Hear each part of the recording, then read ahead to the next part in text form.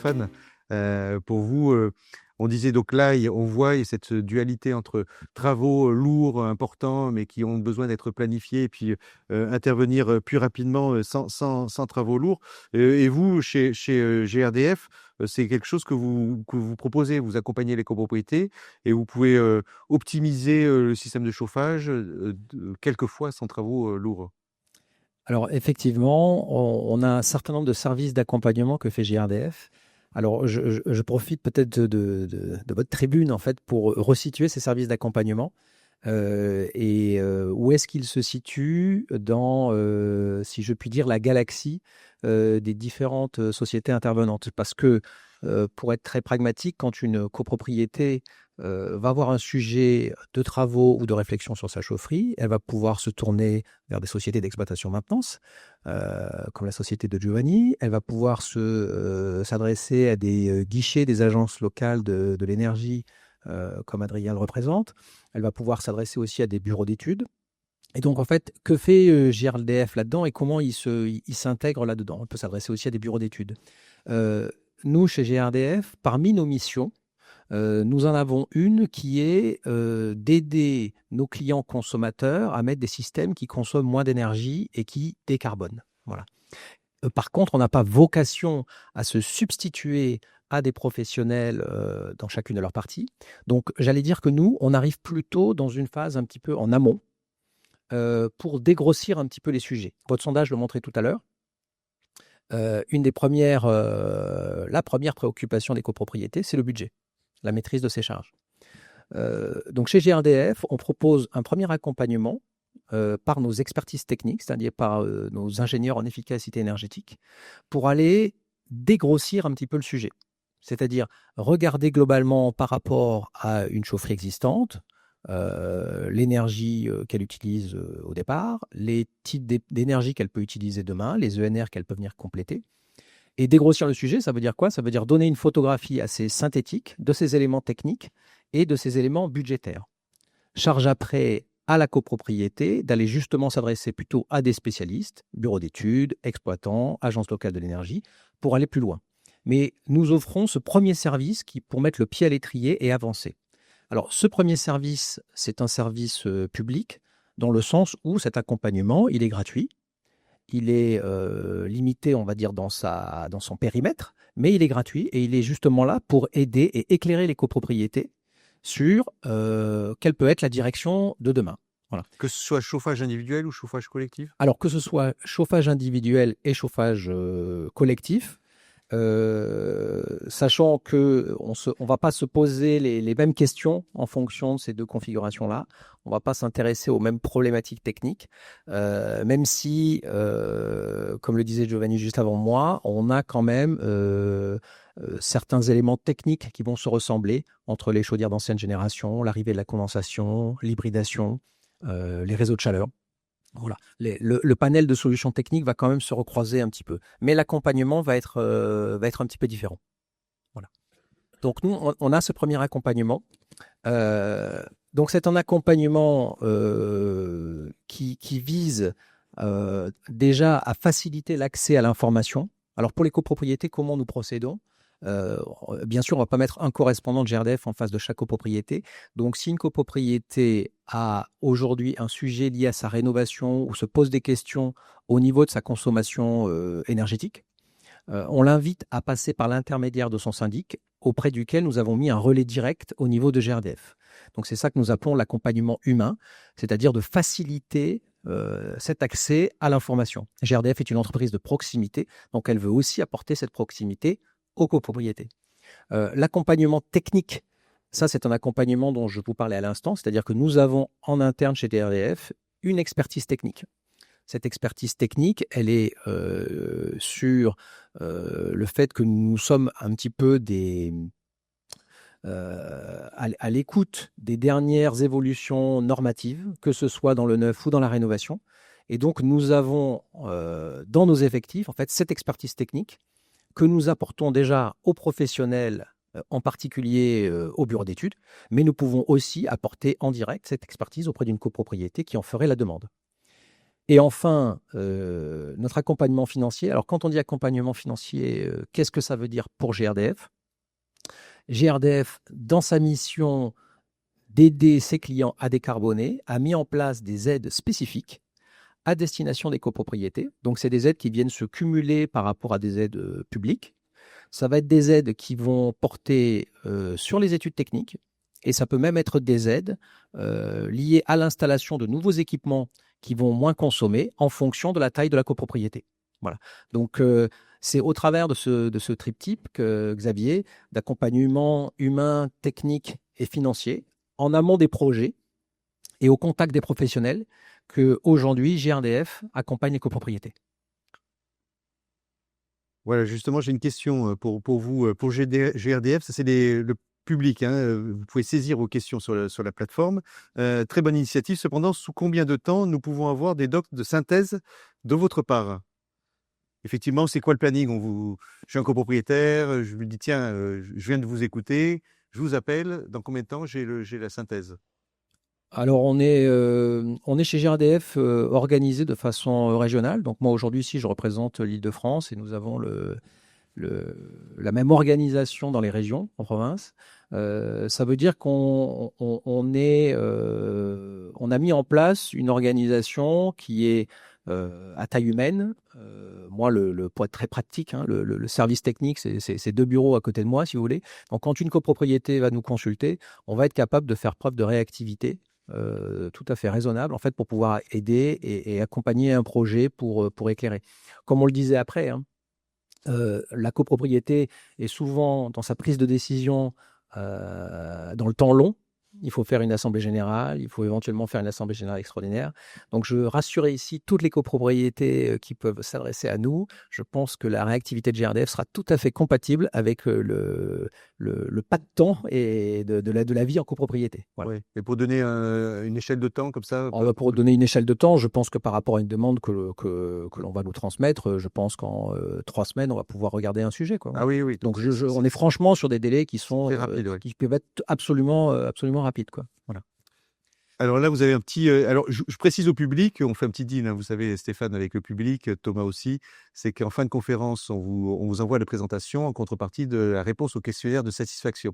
Donc, vous aurez les diapos, parce que là, c'est écrit tout petit, hein. Je vous mets au défi d'arriver à lire. Oui, je suis désolé. Ce qui est écrit en bas, mais... Alors, on va parler peut-être plus globalement de cette slide-là, en correspondance par rapport justement au sondage que vous avez fait tout à l'heure. Le sondage que vous avez fait tout à l'heure, il donnait en premier lieu la maîtrise des charges. Et en deuxième lieu, la maîtrise de ces installations techniques.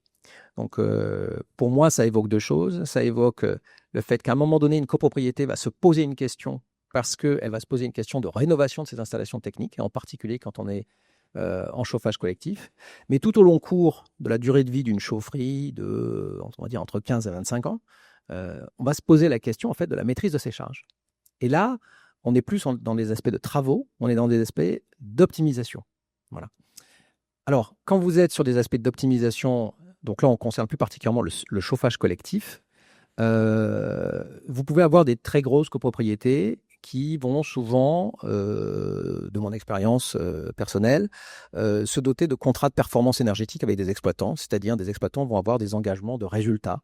Et puis, vous allez avoir un très grand nombre de copropriétés qui ne vont pas rentrer dans ces contrats aussi engageants, qui vont être des simples contrats d'entretien. Je dis simple, pourquoi? Parce qu'on va être plutôt sur des contrats d'obligation de moyens où un exploitant va exposer par rapport à des équipements dans une chaufferie une gamme de maintenance et dire moi je vais venir tant de fois par an pour entretenir le brûleur, la chaufferie, la pompe et différents éléments techniques. Voilà. Quand on est dans cette configuration-là, on n'a pas forcément une vision de est-ce que ma chaufferie collective, elle consomme correctement. Et chez GRDF, nous pouvons vous apposer, encore une fois, hein, en amont de ce type de réflexion, une aide à la décision, dans le sens que nous avons une vision sur les points de livraison et donc sur les consommations des copropriétés. Donc ça veut dire quoi? Ça veut dire qu'une copropriété peut nous questionner, et là aussi on peut répondre dans des délais raisonnables, pour voir si son niveau de consommation, par rapport à une copropriété comparable en termes de nombre de logements, en termes de surface, se situe en fait dans une moyenne de consommation. parce que l'exploitant n'aura pas toujours forcément la vision de ces données-là. Et à partir de ces données-là, donc nous pouvons faire un premier diagnostic pour dire si on est normal ou si on a une dérive. Et si on a une dérive, encore une fois, GRDF va pouvoir apporter une première expertise technique pour donner des pistes d'amélioration, d'optimisation, comme c'est écrit là, sur le fonctionnement de la chaufferie. Et ce, bien sûr, nous allons faire en complète partage d'informations avec la société d'entretien-maintenance qui s'occupe de la chaufferie. Voilà. Donc, c'est un service complémentaire à l'accompagnement travaux. C'est pour ça que je voulais y revenir aujourd'hui dessus. Que propose GRDF? Parce que le temps des travaux, c'est un temps fort, mais ponctuel. Et ensuite, il y a tout le temps dans la durée entre deux phases de travaux. Voilà. Et donc, GRDF veut accompagner les copropriétés tout au long de la vie de leurs installations. Donc là, je vois, il y a 10 points là, dans cette liste. Ils sont par ordre d'intérêt en termes d'économie, c'est ça? Alors, on a mis, alors je suis désolé, effectivement, c'est écrit petit, on a mis en face de ces différents points des niveaux de gains potentiels que l'on peut avoir sur ces différentes facteurs, j'allais dire, d'optimisation quand vous êtes dans un système de chaufferie collective. Aujourd'hui, en fait, quand vous êtes dans le système de chaufferie collective, si on veut le regarder de façon très macroscopique, vous allez avoir des éléments d'optimisation dans la chaufferie en elle-même, parce que vous allez régler les organes de distribution, de débit, etc. Vous allez avoir des éléments d'optimisation dans tout ce qu'on appelle le réseau de distribution du chauffage, c'est-à-dire par rapport à un point central qui chauffe. Est-ce que, vous parliez de 19 degrés tout à l'heure, est-ce que j'ai mes fameux 19 degrés un petit peu partout? Ou est-ce que j'ai 25 à droite et j'ai 15 à gauche? Auquel cas, ça veut dire qu'en fait, il faut ce qu'on appelle équilibrer l'installation. Et cet équilibrage de l'installation, du réseau de distribution, ça fait aussi partie des leviers d'optimisation que l'on peut avoir.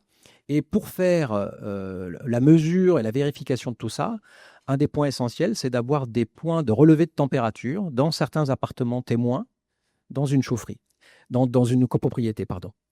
Et avec tous ces leviers, tout cet ensemble de leviers, je ne sais pas s'il faut les regarder d'un point de vue de leur mettre un ordre, mais il faut plutôt les regarder de façon complémentaire, en se disant que c'est l'ensemble en fait de ces points qui constituent autant de leviers vers lesquels on va pouvoir aller vers de l'optimisation et sans engager de coûts de travaux. Est-ce qu'on a une idée, peut-être une dernière question, puis on va avancer parce qu'après on a d'autres choses à voir, mais est-ce qu'on a une idée en moyenne, quand vous intervenez comme ça, c'est quoi les pourcentages d'économies qui sont très vite réalisés par une copropriété? Vous avez quelques chiffres là-dessus? Alors, j'allais dire intuitivement, comme ça, quand vous êtes sur une copropriété, vous avez un exploitant à qui vous avez confié un mandat pour piloter vos installations. Et quand vous êtes une copropriété sur laquelle vous n'avez pas confié ce mandat, mais vous êtes dans un simple contrat d'entretien, vous avez assez naturellement 15% d'écart. Ouais. Et à minima, j'allais dire, par rapport à une consommation comparative, quoi. Ouais. Stéphane, là, sur les délais, quand on fait un projet de rénovation de chaufferie, c'est quoi les délais Alors, les délais sur l'accompagnement GRDF, on les évoquait tout à l'heure, hein. Nous, on est délais capable global? de se mobiliser très rapidement sur des projets. J'allais dire surtout, pour moi, pour répondre à la question des délais, je pense que la réponse, elle vient surtout sur l'anticipation, plus que sur le délai en tant que tel. En clair, quand on va faire des travaux sur une installation énergétique, on va plutôt préférer les faire en été plutôt qu'au mois les plus rigoureux, déjà, tout simplement. Donc ça, je pense que dans la programmation des sociétés d'exploitants et de travaux, c'est quelque chose qui se fait bien à partir du moment où on l'a anticipé. La notion des délais, là où elle peut devenir très tendue, c'est si à un moment donné, on n'a pas anticipé les difficultés ou la rénovation des équipements et qu'on se fait surprendre forcément au moment où on en a le plus besoin. Voilà. Voilà, bon, on va pas rester plus longtemps sur cette diapo, mais on voit que le budget revient aussi. Il y avait le syndic aussi, mais je ne vais pas vous interroger, sinon on va passer beaucoup de temps. Donc, Stéphane, de votre côté, quels sont les gains énergétiques observés lorsqu'on modernise une chaufferie? Et puis, quand on met en place aussi l'hybridation, parce qu'il y a un sujet, Giovanni en a parlé tout à l'heure, l'hybridation gaz et électricité, hein. Alors, quand vous allez faire des travaux de rénovation sur vos installations, donc pour ma part, je vais parler en particulier des installations gaz. mais on pourrait évoquer des gains encore plus importants sur les personnes qui sont encore chauffées au fioul. Vous avez eu un saut technologique entre les chaudières qui sont encore très répandues, mais qu'on qualifie maintenant d'ancienne génération, et maintenant les chaudières dites à condensation, autrement appelées à très haute performance énergétique. Donc c'est des installations en fait qui ont eu un saut technologique, et effectivement on en a eu un deuxième plus récemment qu'on va appeler les solutions hybrides, les installations hybrides, c'est-à-dire qu'ils vont mêler une installation gaz et électricité avec un mixte d'une chaudière très haute performance énergétique et d'une pompe à chaleur. Donc ça va être tous ces équipements en fait vont se voir en fonction des configurations et puis des coûts aussi, hein, on en parlait juste avant, hein, dans le sondage. Et donc GRDF a une expertise sur ces différents équipements. Et pourquoi GRDF a une expertise sur ces différents équipements? Il faut bien le comprendre, c'est qu'à l'origine, un des métiers de GRDF, c'est de raccorder les nouveaux bâtiments, tout simplement. Mais quand vous raccordez des nouveaux bâtiments, un nouveau bâtiment, c'est un objet qui va arriver avec un environnement normatif plus contraignant et donc avec des installations techniques plus performantes que n'étaient été les immeubles des anciennes générations. Et donc pour accompagner ces systèmes les plus performants sur le neuf, c'est ça qui a apporté l'expertise technique de GRDF. Et aujourd'hui, cette expertise technique qui est issue du neuf, eh bien, on peut la réutiliser sur des projets de rénovation dans le bâti existant. Alors, peut-être que sur les slides suivantes, on va revenir plus particulièrement. Donc, le premier saut technologique dont je vous parlais tout à l'heure, c'est les chaudières à condensation, dites aussi de très haute performance énergétique. Donc, c'est des chaudières qui sont basées sur une combustion humide, même si ça peut paraître assez contre-intuitif. Et cette combustion humide, elle va apporter en fait un saut technologique par rapport aux anciennes générations, avec une amélioration du rendement. Et donc, on va pouvoir constater des gains tout en restant sur une simple chaudière, hein. Donc, comme le disait Giovanni tout à l'heure, on ne se lance pas dans des travaux pour aller changer des systèmes de distribution ou avoir une révolution. Juste, en fait, en changeant cette technologie-là, vous allez avoir un gain déjà substantiel. C'est une technologie qui, par contre, va demander, on va le revoir en particulier quand on va aussi parler d'individuel, parce que c'est une technologie qui s'adapte à la fois à l'individuel et au collectif, une adaptation sur l'environnement qui est autour, parce qu'on va avoir des fumées humides, et donc il va falloir avoir une technologie appropriée pour les évacuer, ces fameuses fumées humides. Voilà. Donc sur cette slide-là, vous avez des ensembles qui vous illustrent un petit peu les caractéristiques des chaudières. Alors déjà, d'une façon générale, quand on fait un comparatif par rapport aux différentes solutions énergétiques, le gaz est généralement une solution très compétitive, parce qu'une chaudière, même de nouvelle génération, ça reste quand même un élément assez robuste et basique. Donc vous allez avoir de fait un coût qui n'est pas très élevé et une durée de vie importante rapportée à d'autres. Comme vous le disiez tout à l'heure, je vous le disais, en fait, vous allez avoir des économies d'énergie immédiates. On les chiffre, on les estime de 15 à 30%. Ça peut aussi avoir un impact sur l'étiquette énergétique du bâtiment, puisque de fait, vous allez réduire la consommation rapportée au mètre carré. Donc, possiblement, vous allez pouvoir changer d'étiquette. Et si en plus, vous accompagnez ça d'une rénovation, vous allez avoir des effets cumulatifs. Et puis, bien entendu, ça apporte, comme vous avez un meilleur rendement, vous consommez moins, vous émettez moins de CO2, vous avez un meilleur confort. Voilà. Donc, vous cumulez en fait un ensemble d'avantages à faire ce saut technologique de chaudière de nouvelle génération. Voilà. Et le deuxième saut, qui lui est plus récent, hein, qu'on appelle maintenant les packs hybrides, pompes à chaleur hybrides. Alors hybride pour hybride mélange gaz et électricité. Donc ça, typiquement, ce sont des équipements qui ont été apportés et éprouvés par les fabricants de chaudières, qui maintenant proposent tous ces équipements sur étagère, si je peux le dire comme ça, qui ont été apportés par les dernières évolutions normatives dans le bâtiment neuf, les fameuses normes RT12 et maintenant RE 2020. Voilà. Donc, qui apportent des standards de consommation les plus rigoureux du marché. Alors, quel en est le mode de fonctionnement? Pourquoi on est allé sur ces systèmes d'hybridation? C'est que ces équipements, en fait, ils se complètent intelligemment. Pourquoi ils se complètent intelligemment? Parce que quand vous êtes en été ou en demi-saison, vous pouvez utiliser une pompe à chaleur. Elle va être dans son régime de fonctionnement qui va être le plus favorable, le plus optimal. Et donc, avec cet équipement-là, eh bien, vous allez pouvoir couvrir une grande partie de votre consommation pendant toute l'année, ou quasiment toute l'année, un talon de votre consommation qui, lui, va être complètement décarboné. Et par contre, les pompes à chaleur, quand vous arrivez en hiver, leur rendement se dégrade et même se dégrade fortement. Et dans ces cas-là, eh bien, il est plus pertinent d'avoir une chaudière parce que vous allez avoir des températures très, très rigoureuses et un fort besoin de chauffage. Donc, comment on va faire marier ces deux équipements? Eh bien, en fait, vous allez avoir une régulation entre ces deux équipements et elle va automatiquement basculer de l'un à l'autre en fonction des conditions climatiques extérieures. Et de ce fait, vous allez avoir un meilleur rendement tout au long de l'année. Donc, cette installation de pack hybride, elle a un double avantage.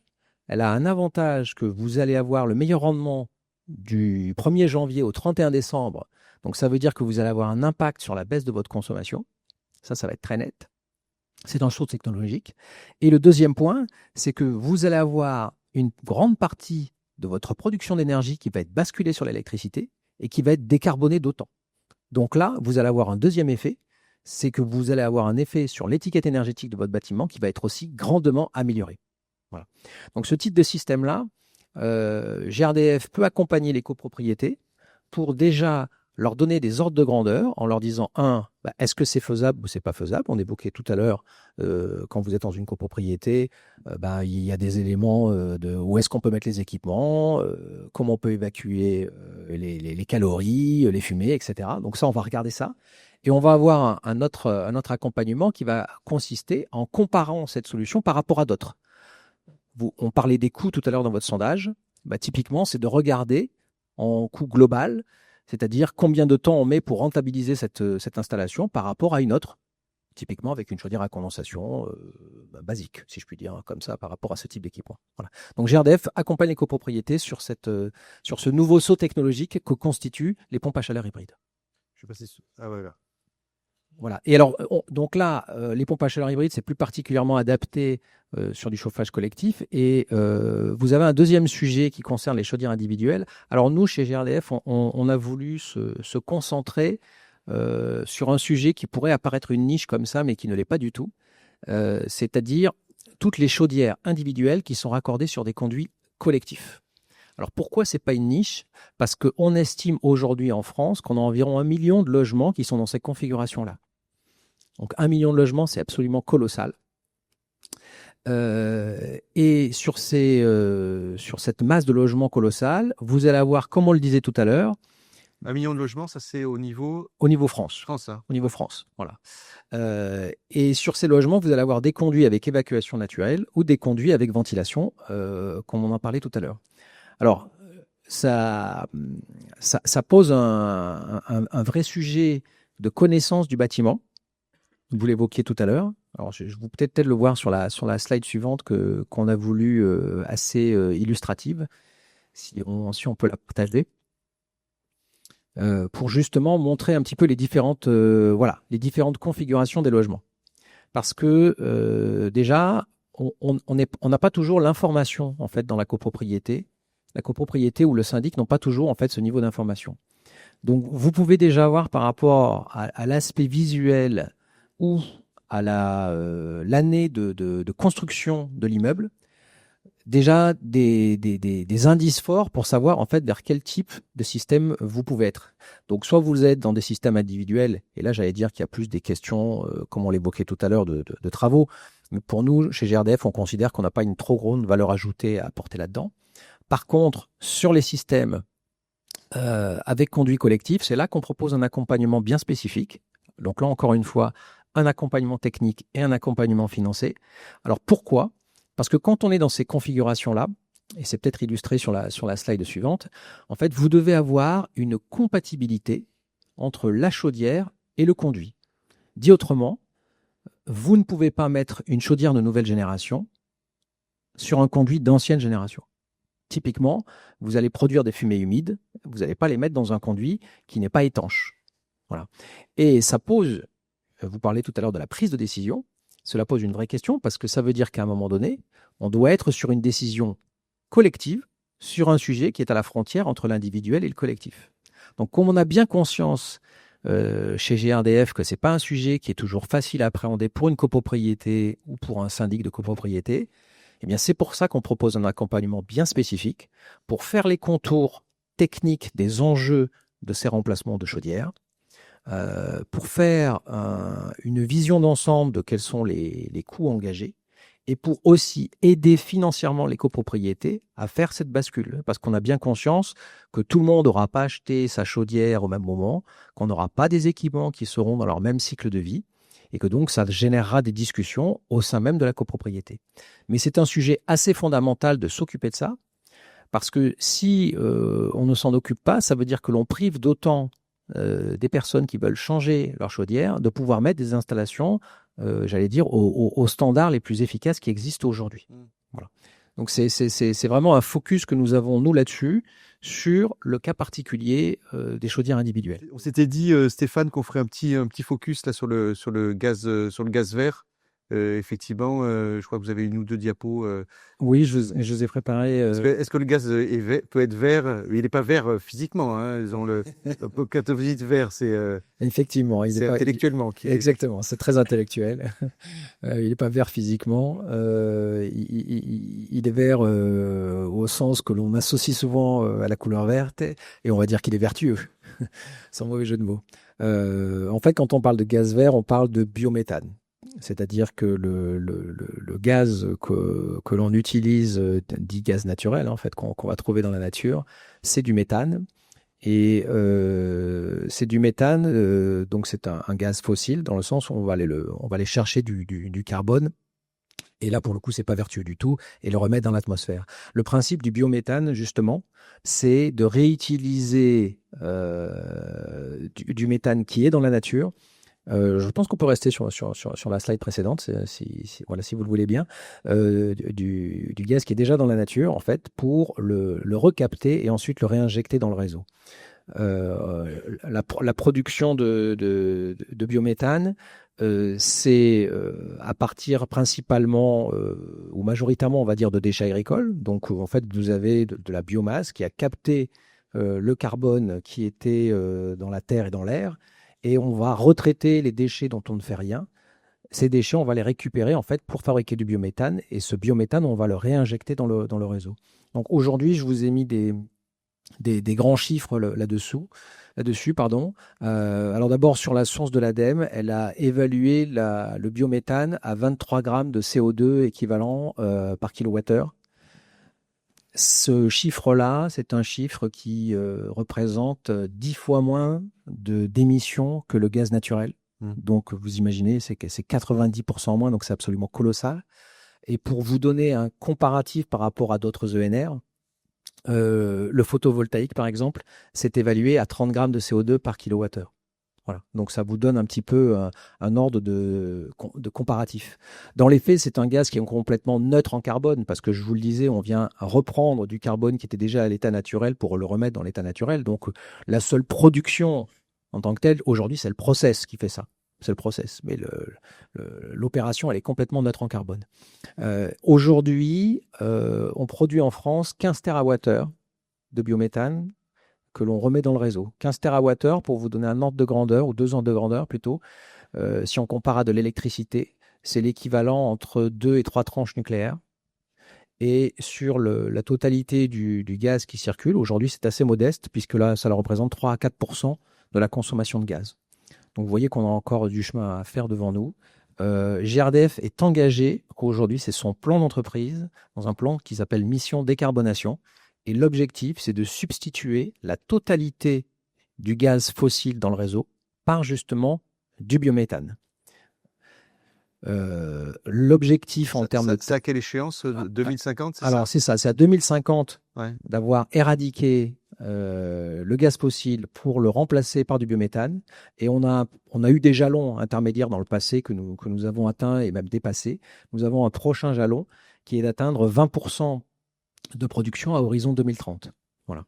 Il faut savoir qu'aujourd'hui, certains départements atteignent déjà, voire dépassent les 20% de production de biométhane. Et ça peut paraître assez lointain, mais en Île-de-France, vous avez par exemple le département de Seine-et-Marne. Aujourd'hui, la production de biométhane en Seine-et-Marne représente déjà 20% de la consommation de ce même département. Donc c'est quelque chose qui est tout à fait tangible. tout à fait tangible, et qu'on le retrouve aujourd'hui dans d'autres régions de France, dans le Grand Est ou en Bretagne, par exemple. Donc, vous avez sur cette slide quelques illustrations, illustrations de ce que peut donner en fait différentes sources pour fabriquer du biométhane. Donc, c'est beaucoup aujourd'hui des exploitations agricoles. Donc, on va récupérer des déchets dont on ne fait rien, de cultures céréalières, par exemple. Ça peut être nous aussi, tout autour de la table, qui sommes une source de production de biométhane. Il faut savoir que depuis le 1er janvier 2024, nous sommes censés trier nos biodéchets. Nos déchets pour prendre les biodéchets ménagers. Et ces déchets ménagers, ils peuvent aussi être une source pour demain aller faire de la production de biométhane. Oui, ils ont installé partout dans Paris, là vous avez dû voir peut-être, et j'imagine dans plein d'autres villes en France, des composteurs. Hein. Alors, ça peut être une autre voie. C'est-à-dire qu'aujourd'hui, sur les déchets ménagers, effectivement, une collectivité locale, elle a deux choix. Elle peut prendre une partie de ses déchets pour aller en faire du compost, ou elle peut prendre une partie de ses déchets et les mettre à destination de filières de biométhane. J'allais dire que ça, c'est après plus un choix de politique publique et d'aménagement urbain qui peut être lié soit parce qu'on a à proximité, dans un périmètre géographique raisonnable, des moyens de collecte et un centre de retraitement. Ou alors, si on en est loin, on va plutôt aller vers du compost. Mais ça peut aussi avoir des désavantages, des fois, le compost sur l'aménagement urbain. Voilà.